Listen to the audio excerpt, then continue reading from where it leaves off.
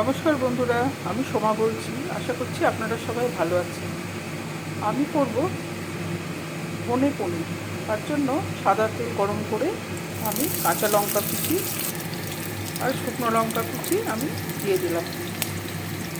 এবার দিয়ে দেবো বেশ খানিকটা টমেটো,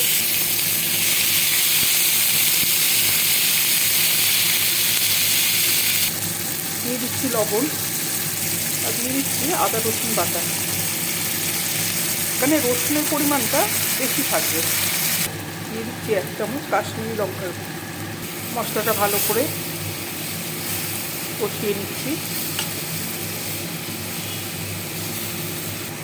দিয়ে দিচ্ছি এর সঙ্গে ক্যাপসিকাম কাটা আর দিয়ে দেবো গোটা ধনে। একটু জল দিয়ে আমি কষাচ্ছি। এবার আমি ঢাকা দিয়ে ক্যাপসিকামটাকে একটু আমি নরম হতে দেব। এবার পনির দিয়ে দিচ্ছি।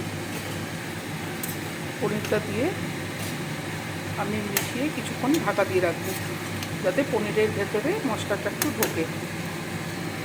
ওপর থেকে গরম মশলা গুঁড়ো, বেশ খানিকটা ধনে পাতা কুচি ছড়িয়ে দিলাম।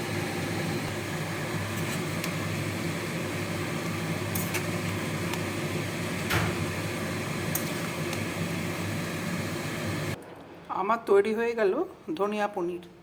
রেসিপিটা কেমন লাগলো আমাকে জানাবেন। ভালো লাগলে আমার সঙ্গে থাকার জন্য আমি আপনাদেরকে অনুরোধ জানাচ্ছি। নমস্কার।